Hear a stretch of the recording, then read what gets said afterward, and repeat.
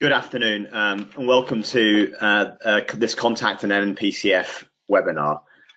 Before we start the webinar formally, I'll take you through some housekeeping, if I may. So if there's a technical hitch, please do bear with us. And you're joining by laptop, PC, tablet, you should now be able to see this introduction slide. There are a lot of attendees today, so we won't be taking verbal questions throughout the webinar, and everybody will remain on mute. If you do have a question at any point, or even a comment at any point, you can go to the icon at the bottom of your screen and hit the question mark and type in your question. That will go to the webinar administrator, and they'll pass it on to us here.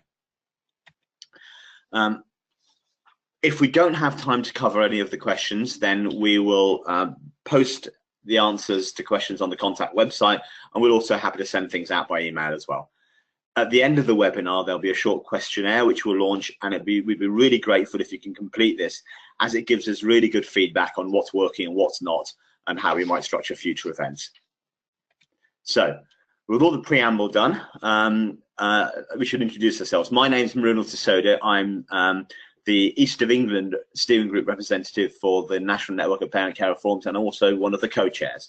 And my name's Maureen Morris, and I am the North Eastern Cumbria Steering Group member for the National Network of Parent Care Reforms and the other co-chair. So today we're going to be talking to you about the NNPCF strategy. And this is the second of two webinars. The first one was presented by myself and Lara Roberts on the 14th of September. We'll give you a little recap of that, but this webinar today is focused on our organizational strategy and our organizational structure. So we start off by saying that the future is uncertain. Everybody involved in the parent carer movement will know that, and since February we've been thinking a lot about what happens next. We know that the end of the implementation period for the Children and Families Act is coming up, and we've been running a series of workshops at the NNPCF steering group since March, looking to create a very clear vision and strategy for the next 5 years. And we very much take the approach that we've got to respond, and that burying our heads in the sand is not an option. We've tried to really put an emphasis on listening, looking and learning. So we've tried to link up with our membership when we've been doing this work, and we're going to talk to you about how we've been linking with our membership and listening throughout this webinar. And the key is very much that any strategy that we as an organization come up with, we've got to have co-produced with you. And what happens next? Our membership has a critical role to play in that, and we're going to talk to you in this webinar about the next steps and how we need your participation to determine the future of the NNPCF. So today what we're going to do is firstly a little bit of talk about why we need to review our strategy, because we're not doing it because it's fun. We need to do a bit of a recap of our vision, mission, objectives and priorities, which is the stuff that we covered in the first strategy webinar, because what we're going to talk about today is very much predicated upon the things we discussed in the last webinar. So we'll give you a brief recap of that. Then we'll go on to talk about what the meat of today's session is about, which is our organizational structure. So we'll talk about where are we now, should we be a separate organization, and if yes, what sort of organization should we be. Then lastly, we'll cover off what happens next. So I'll give you a very brief overview of our strategy. We start off with a vision and a mission, which basically describes what we do, who we do it for, how we do it, and why. So in a nutshell, what is the NNPCF for? Why do we exist? What difference do we make? We then have translated that vision and mission into some much more tangible goals and objectives and priorities. So these are the practical things that we are going to be doing and things that we're looking to change that will help us realize our vision and mission in the short to medium term. These two elements, the vision and mission and objectives and priorities, we covered off in our first strategy webinar on the 14th of September. Today, we're going to talk about the last orb, which is our organisation structure. So why do we now need to do this review of our strategy? Well, unless you have been here hiding under a bush, then you know that the implementation phase finishes on the 1st of April 2018. So we need to work out what is the relevance of the NNPCF? What do we need to do after that? So we feel that this is a good time now to get that ready for what we're going to be planning to be doing after the end of March 18. So why do we need to review the strategy? Well, the top and bottom of it is, excuse me, is that you told us to do it at the last steering group meeting and at various meetings, the last conference and at various meetings we've had since then.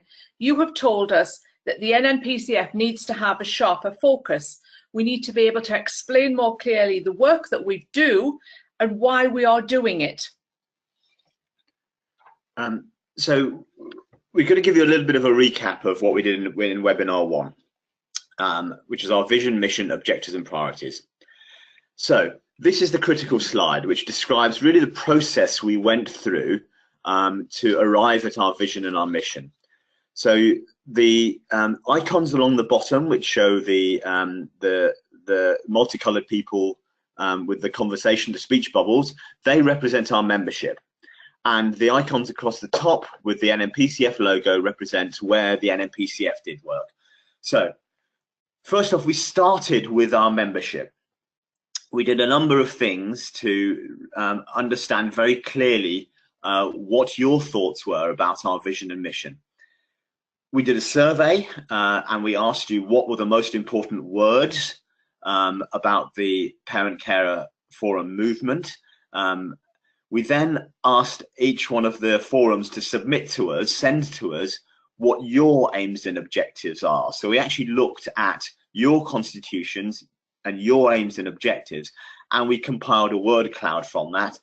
And the third thing that we did was we actually went out and we spoke to you all. Taking all this information, we then went on to step 2, where we, the NNPCF steering group, locked ourselves away for a couple of days in March and we drafted a vision and mission document. We then sent this out, we circulated this, and we worked through our steering group members to review it with you.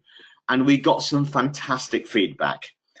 So basically you told us that the first draft of our vision and mission was good. Directionally, we were going in exactly the right way, but you gave us a lot of really good feedback about how we might sharpen the language, how we might sharpen the focus, how we might make it more relevant. And in fact, some of our members actually took it upon themselves to redraft it, and we relied very heavily on that redrafting when we came to do step number 4, which is we went away and we redrafted ourselves to reflect your comments. And then finally, step number 5 is what's going to happen at the conference. Because the vision and mission is currently baked into our constitution, it is written into our constitution document, we must, it can only be formally changed by a vote of our membership, and that's what's going to be happening in the run-up to our conference. However, don't worry if you haven't been or you're not able to go to conference, you will still have the opportunity to vote, and we will explain that later as we go through.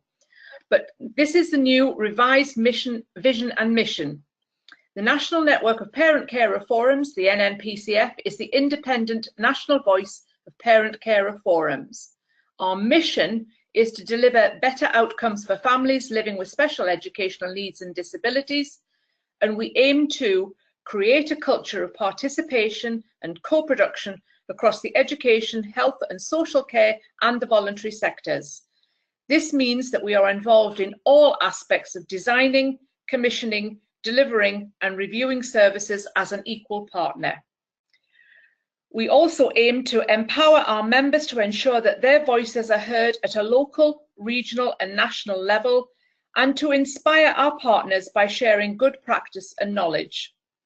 Our vision is for the best possible opportunity and futures for all children and young people with SEND and their families. So, moving on. If that's our vision and mission, how do we actually deliver that? what are the practical, pragmatic, real life, real world things that we can do to actually deliver that vision and mission? Well, again, we went through a process here, and let me talk you through what that process was. And again, you'll see that it starts and it finishes with our membership.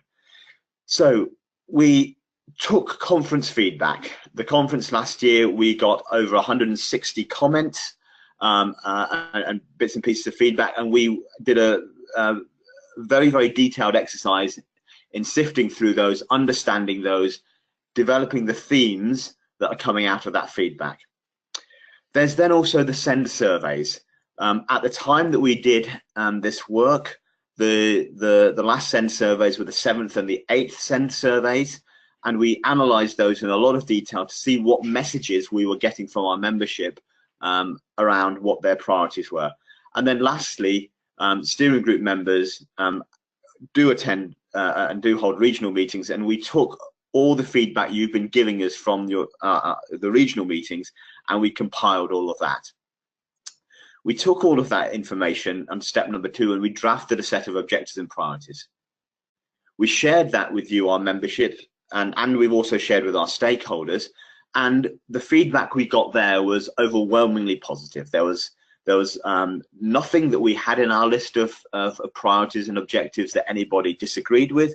There were a few things that people would said they would like to have seen added, but people also understood that we're going through a reasonably structured process to arrive at this, and we are choosing those items that have the that are getting the most attention, that our members are telling us are the most important.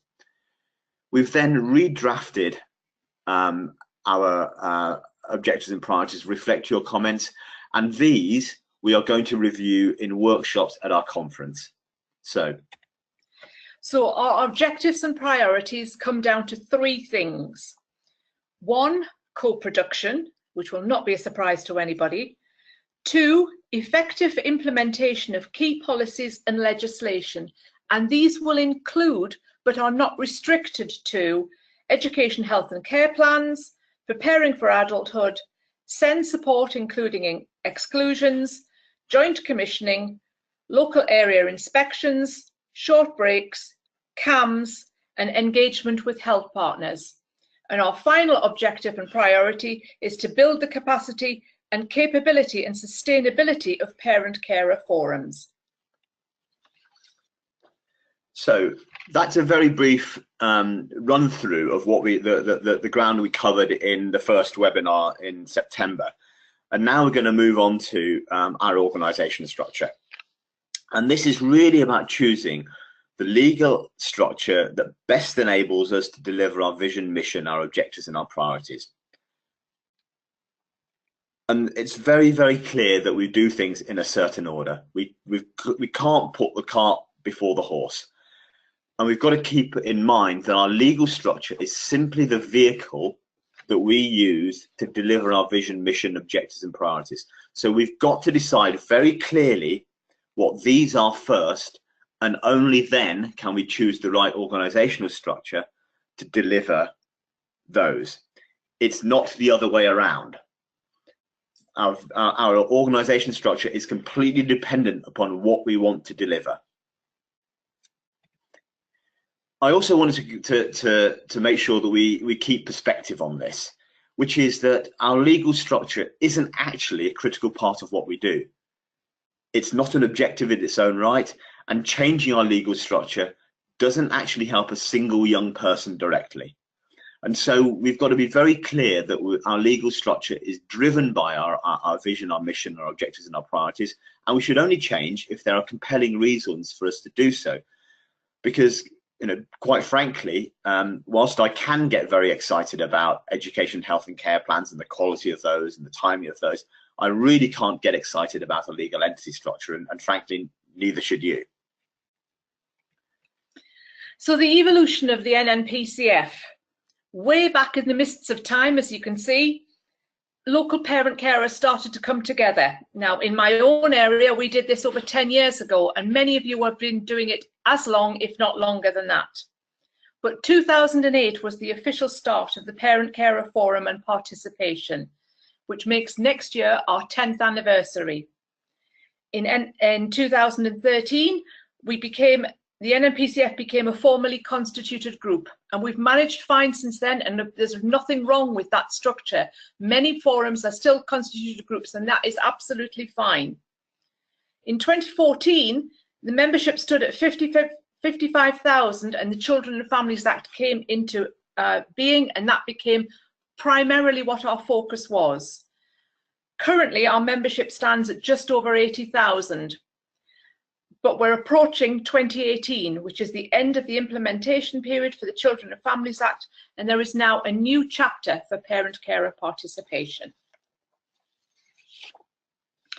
So the current situation, at the moment we are, as I say, a constituted group. We have a constitution which designs what we can and can't do and sets out how we make decisions. Our constitution was adopted at the AGM in 2013. This means that the NNPCF is not a separate legal identity. And a legal identity is an organisation that exists in the eyes of law and can enter into legal and contractual arrangements. We are dependent on Contact, or formerly Contact a Family, as the contract holder for the Department for Education and our host charity for all our legal undertakings. We can sign no contracts with anybody.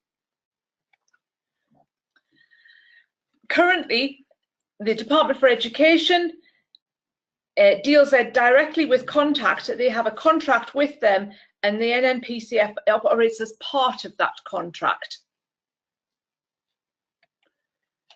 So, the first question we ask is, so do we need to be a separate legal entity? And there are some reasons why we should. And let me just step through those. So, firstly, going from left to right on your screens, the NNPCF is the independent voice of parent-carer forums, and independence is a word that comes up again and again and again in our members' constitutions, so our member forums' constitutions, and so we are reflecting that. It's in our constitution as well. Our stakeholders already regard us and treat us as an independent organisation, but our legal structure doesn't actually reflect this. So our legal structure is actually out of step, out of sync with the way that we are operating and behaving at the moment. The next reason is that the taxman, HMRC guidance, the guidance that we are getting as the NNPCF suggests that steering group members and certainly key steering group members are going to have to be employees going forward. In order for that to happen, we need to set up a legal entity, because we need a legal entity that can employ people. We don't have that at the moment. And lastly, being an independent organisation will give us a little bit more control about who we do business with and how we do business with them. Currently, we're really a part of the contract awarded by the Department for Education, and legally we have little control over who runs that contract or how they choose to do it. I think we've been very fortunate indeed to have a partner like Contact, where there's a great deal of overlap in our ethos and our values, but we have no guarantees that that will remain the same in the future, and that Contact will continue to win the next and future contracts. There's also a case against us being a separate legal entity, and we need to make sure this is very open and transparent. There is an extra administrative burden to being independent. Currently, Contact provide us with a lot of our support, such as bank accounts, accounting, audit, HR, all of the back office stuff. If we become an independent organisation, we would have to pay for this and manage this ourselves. And I think lastly, there's also the risk that the extra effort of being independent will distract from our core purpose. Our core purpose, nowhere does it say that we need to be a separate legal entity, and there's a danger that running a separate legal entity actually distracts us from doing what we are really here to do, which is being the voice, the independent national voice of parent-carer forums, and working to improve the lives of our children. Taking all of those fors and against into account, the recommendation of the NNPCF steering group is that we should set ourselves up as a separate legal entity. The requirement for the key NNPCF steering group members to be employees of whomever has the contract, which could be Contact, it could be anybody else, means that we have to have a legal entity to be ensure that we can enter into employment contracts.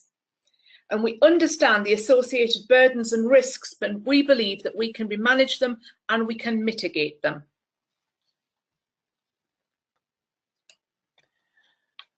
So moving on, now that we're clear that that we feel that we do need to be a separate legal entity, we need to decide what sort of legal entity we should be, and we considered two types. Firstly, being a charitable incorporated organisation, a CIO. The second being a community interest company. And it's very interesting that the majority of local forums who have set themselves up as a legal entity have chosen one of these two forms as well. Let me just step through these two forms and give you a brief description, a brief comparison of what they are. So firstly, a charitable incorporated organisation. This is a charity and it's governed by the Charities Act and it's regulated by the Charity Commission. It has limited liability, which means that individual members cannot be, do not need to enter into direct contract. So there's a legal limit to how much we can be sued for. It must deliver a charitable purpose, and there are constraints upon what constitutes a charitable purpose. And there are limits to what we can do when it comes to certain things, most notably things like campaigning and lobbying. A CIO is run by trustees, and trustees cannot be paid for their work as trustees. And lastly, a CIO can access charitable funding, and there are some tax benefits. The alternative is a community interest company. A community interest company is governed by the Companies Act and is regulated by Companies House. It too has limited liability. A CIC must pass the community interest test, which means that it cannot operate for financial advantage or for the benefit of employees or for political purposes. A CIC is run by directors who can be paid for their work as directors, and it has access to different sources of funding, such as issuing share capital. Now, we took all of these reasons, all of these factors, all of these characteristics of the two organisations into account, and we made, in our assessment, there are a few of these that are critical. Firstly, it's around the chartered incorporated organisation. We feel that whilst the objects and the vision and mission of the NNPCF probably do just about fit in as a valid charitable purpose under the Charities Act, it's not clear cut, and there's definitely been a sense that the bar has been moving there, and that the Charity Commission is taking a dimmer and dimmer view on lobbying and campaigning activities that some charities undertake, and certainly the use of public funds for those. Now, co-production is not campaigning and lobbying. However, we don't know what the future charity commissioners may think of it, and also, frankly, we don't know what the future environment may look like, because there may be a scenario in the future where we feel compelled to enter into some campaigning and lobbying.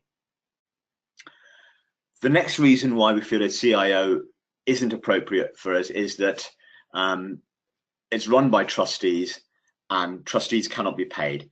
And if we were to appoint an interim layer of trustees, voluntary trustees, that would create a barrier between the NNPCF steering group and our membership. I think one of the strongest and compelling reasons for us to exist is that we are a membership-led organisation, that we don't just represent the views of our members, but everybody who does the work of the NNPCF is a member, and we all live that life. And so that's why the correlating box against community interest companies gets a tick, in that it is run by directors who can be paid for their work as directors, which would enable us to continue operating largely as we are. So therefore, again, the NNPCF steering group are recommending that we should set up a CIO, a CIC, sorry, as a community interest company. We feel it's critical that the people who run the NNPCF are parent carers and drawn from the membership with close links to the region, as they are currently. We also believe that we should be paid for their effort and time. Otherwise, the NNPCF would become elitist, because it would be only those people who could afford to do it voluntarily that would become steering group members. And because CIC directors can be paid and charity trustees cannot.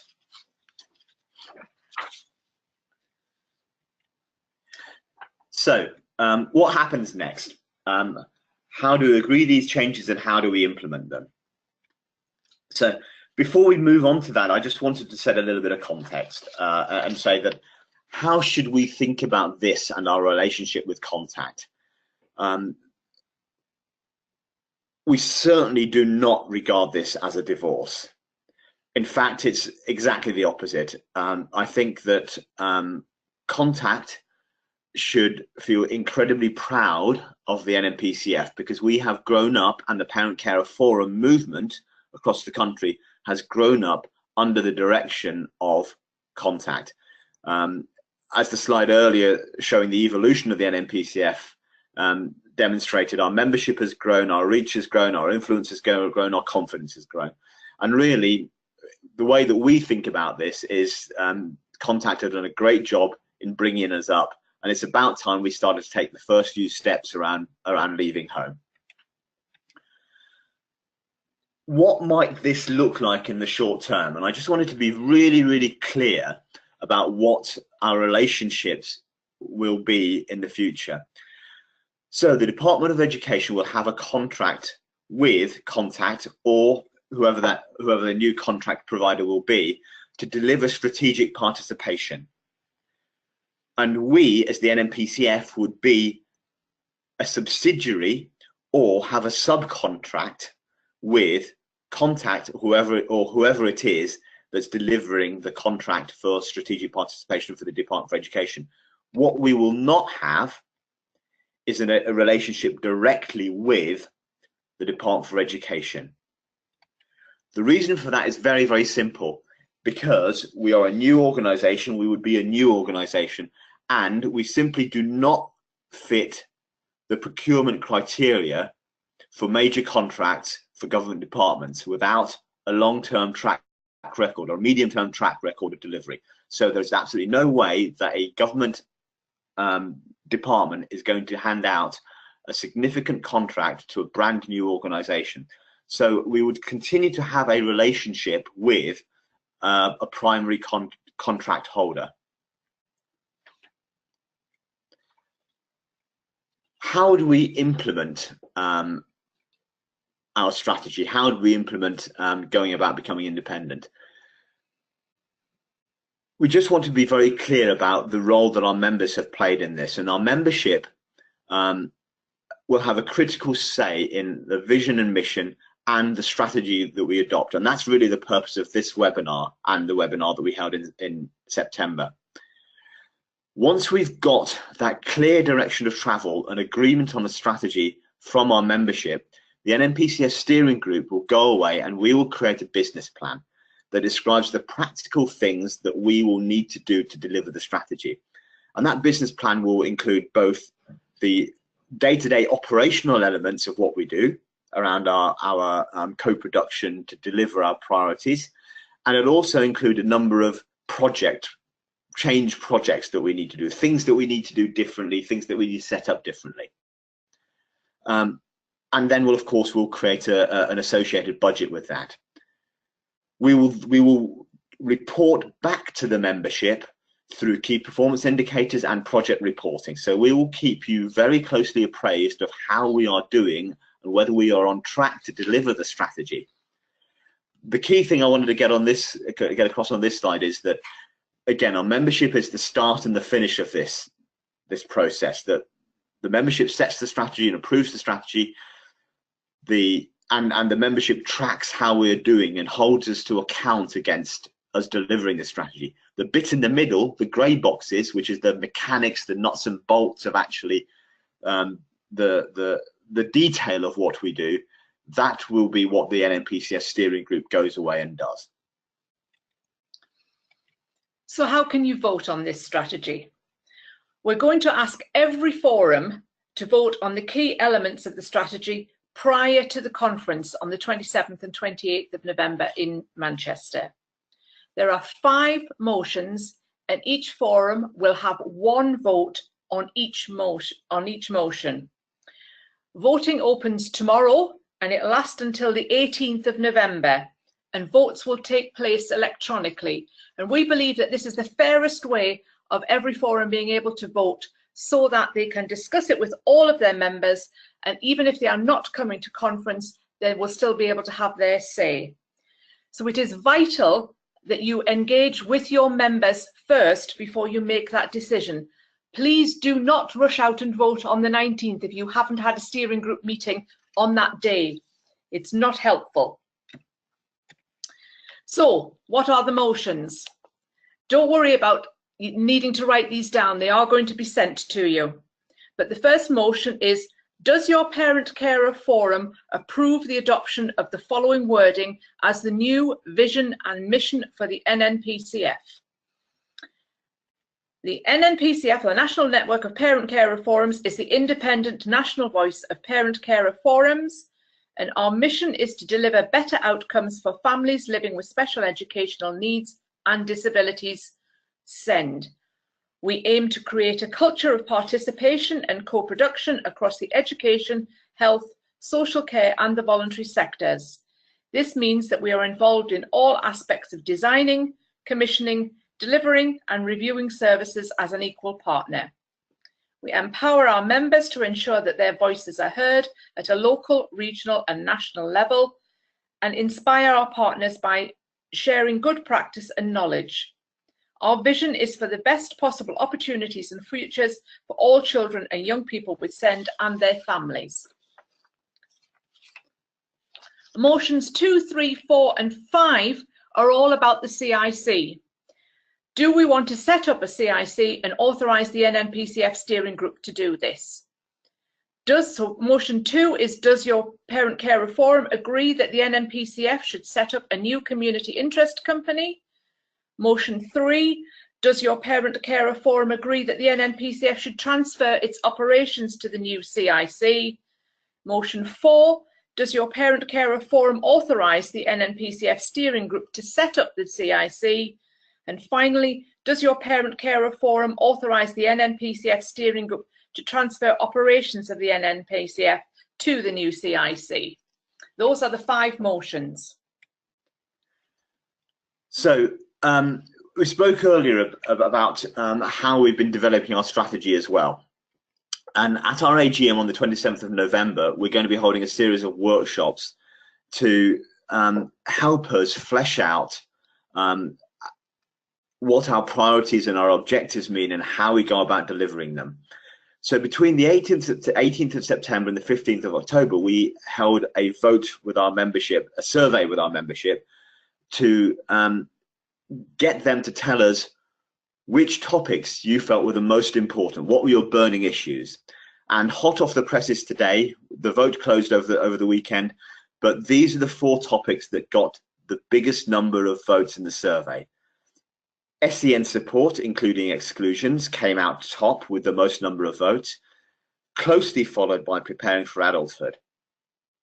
Next up with the same number of votes were building the capacity and sustainability of forums, and a new entrant, something that we haven't been tracking, didn't make it into our original list of priorities, was transport. So at the conference on the 27th of November, we plan to run 45-minute focus groups, 45-minute workshops on these to gather your experiences and translate these into our national messages. We're also going to try and agree with you how we go about delivering these messages and how we go about actually co-producing on these 4 topics. So thank you for that. Thank you to everybody who voted. and it's given us a really clear steer as to what our priorities should be for the coming year. Could we just say as well that these are very much works in progress, so do not come to the AGM expecting to get an answer out of the workshops. This is about developing the strategy that we're going to take forward so that we can get an answer to these 4 subjects. So once our AGM has agreed a strategy, the steering group will go away and create a 2-year business plan.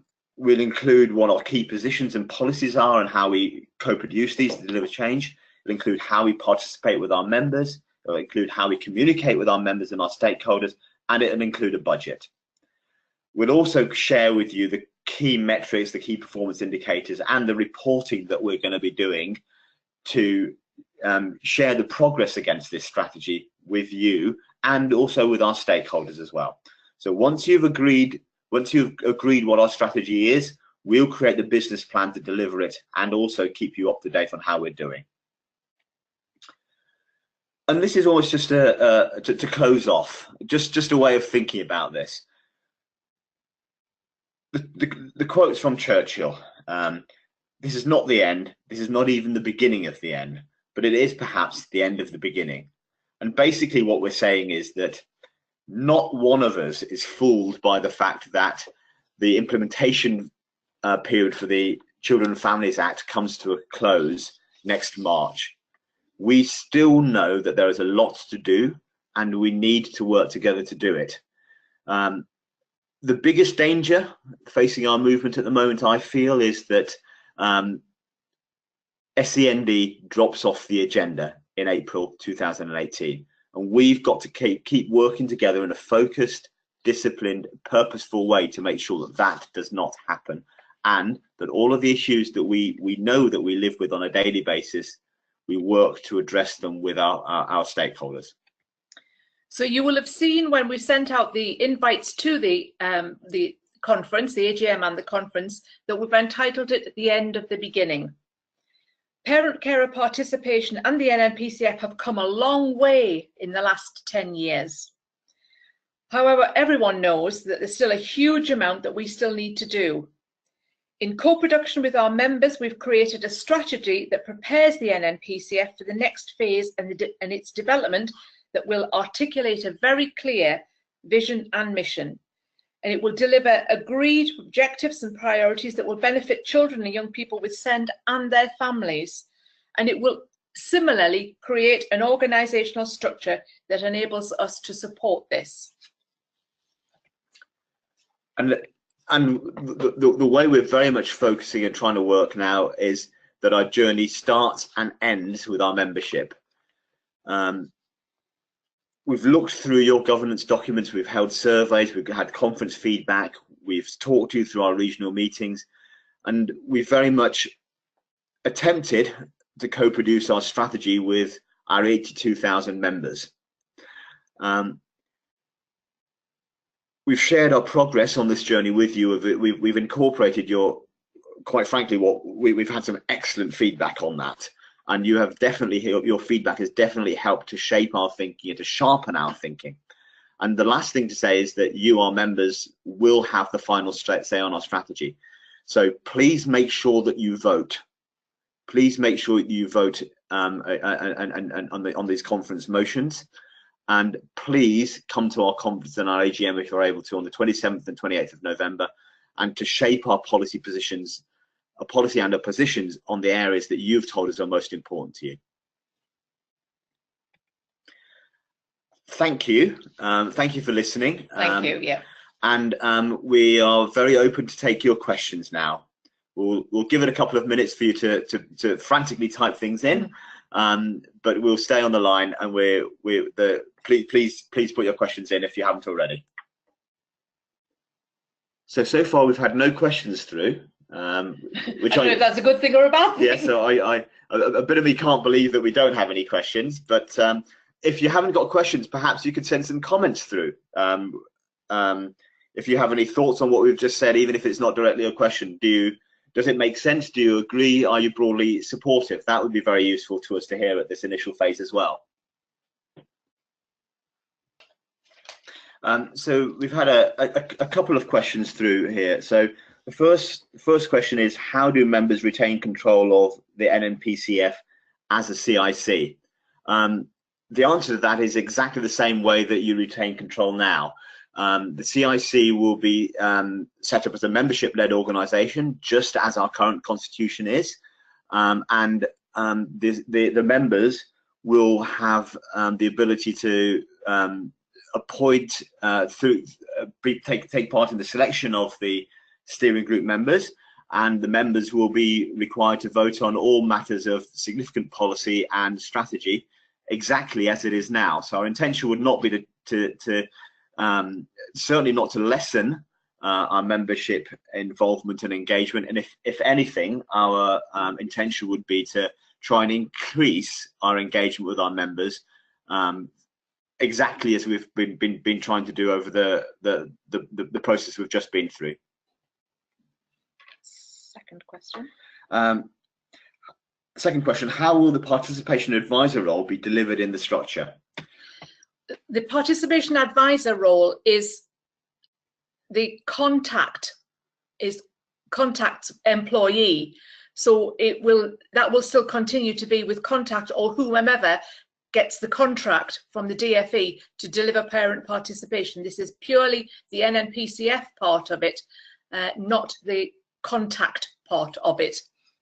Yes, so the parent advisor role will continue to be run by the whoever has the contract from the Department for Education. So we will explicitly not be taking that over in the short or medium term. Some more questions coming through. This is brilliant. Thank you. A comment here. I'm concerned about how much leverage we will have once the reforms come to an end, and I think that Maureen and I are sitting here nodding. Yes. So that is a concern for us at the NNPCF, and I think, as I said earlier during the presentation, that one of our key objectives as a movement has got to be to make sure that SEND remains high on the agenda come the 1st of April 2018. I think as well, you mustn't underestimate the influence that we have already. We are an 82,000 strong membership organisation and will remain so, if not increasing as well. Government does listen, and we have built up over the last few years a lot of kudos, if you like, with the Department for Education and increasingly with the Department for Health, and we will continue to do so as long as we are funded. There is always the possibility that funding would cease, but we don't see that as being a reasonable opportunity, a reasonable thing at the present moment in time, and that's not the indications that we have been given. Which perhaps also answers one of the other questions we've had, which is, can I ask if the funding will still continue for parent care reforms from the DFE? As far as we're aware, yes. We are in almost daily contact with the DFE as our contact, and also others who are in receipt of contracts from the DFE. We are waiting for the autumn annual spending review, and then hopefully by the time the conference is on, we will have the answer to that full question. But we are working with the DFE as well on things that we feel is important. They've seen all of our documents and things like that. They know the question, the way that we are thinking about going, and we haven't had any indication that this is not right and that money is going to stop. Yes, I think that's a fair summary, actually, in the sense that we have had no indication that the money is going to stop. But frankly, neither Maureen and I have seen the new contract, so we cannot say that categorically. Another question here is, are there any negatives to not having a direct contract with the DFE? Possibly, but not really, because we don't have a direct contract with the DFE at the moment, because we're essentially we operate under the umbrella of another organisation, namely Contact. So in practical terms, we already have that sort of semi-independent relationship with Contact, and we have, you know, we have a memorandum of understanding about how we operate with them. What it would mean basically is that we would have to formalize that memorandum of understanding, which I don't think is actually is going to be a big step, because we've iterated to it over a number of years, and there's a good understanding between the two organisations. The thing to say is that, again, there is no guarantee that Contact will win the new contract come April 2018. In which case we'd have to enter into that sort of understanding and that sort of contact with the new contract holder. I think as well, it's also worthwhile mentioning that as we said in the slide previously, that we would become either a subcontractor or a subsidiary of Contact, assuming they win the contract. That will then start to give us a track record with the DFE. So a long-term goal, and it would be long-term, would be that we could possibly then get a contract directly from the Department for Education. But that also bears thinking about, because if you are under contract directly with the Department of Education, how do we maintain that independence, impartiality? So there is still things to think about. This is just the first step.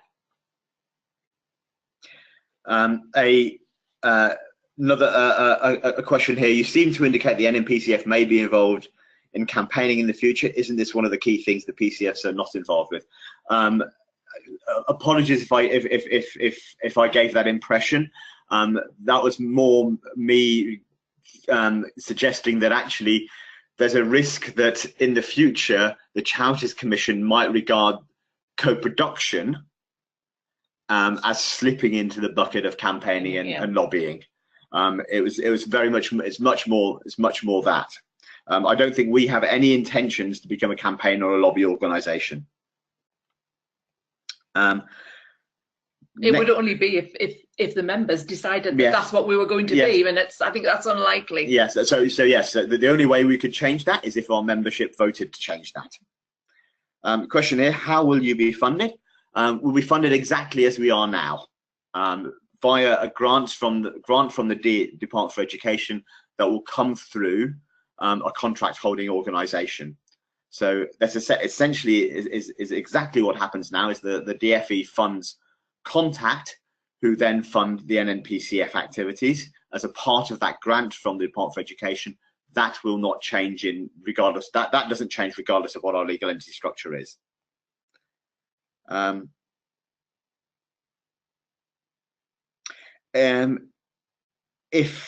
Here's a question: if you vote against the CIC, will you go for CIO? To be honest, we'll cross that bridge when we come to it, but we're rather hoping that we feel that a CIC is the right structure, and we're rather hoping that our membership will agree with us. To be honest, in the big scheme of things, the key thing is that we should be a separate legal entity, and it's a pretty close decision between whether CIO versus CIC is the right option for us. We feel that a CIC is the right option. We would have to bring that back to another extraordinary AGM if we decided to do it before the next year. A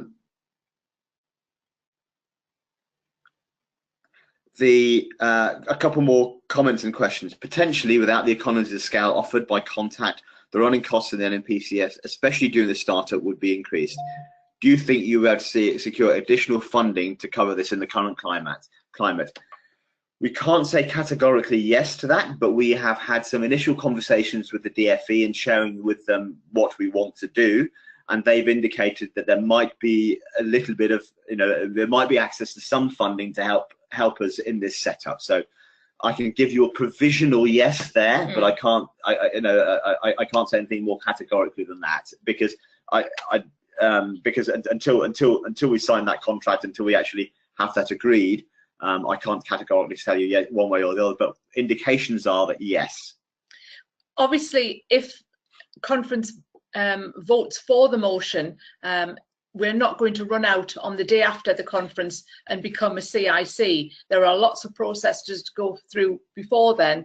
and this year's budget is already set till the 31st of March. So there is still a little bit of a dance, shall we say, to do between ourselves, Contact, and the DFE about getting it set up. But we will look at the most cost-effective way of doing it and how that is going to be funded. Yeah. And maybe if I just end with there's a couple of comments here rather than necessarily questions. A comment here, also lots of forums struggling just working with the DFE grant. This has now become a profession, not a voluntary role. And I think we're nodding in the sense that we know that the work that forums do up and down the country is incredibly intensive. It's incredibly valued. We know the difference that we make, and we know that we sit as equal partners, ideally, with a lot of professionals. And we would like to see ourselves being regarded with the same cachet and the same gravitas as those.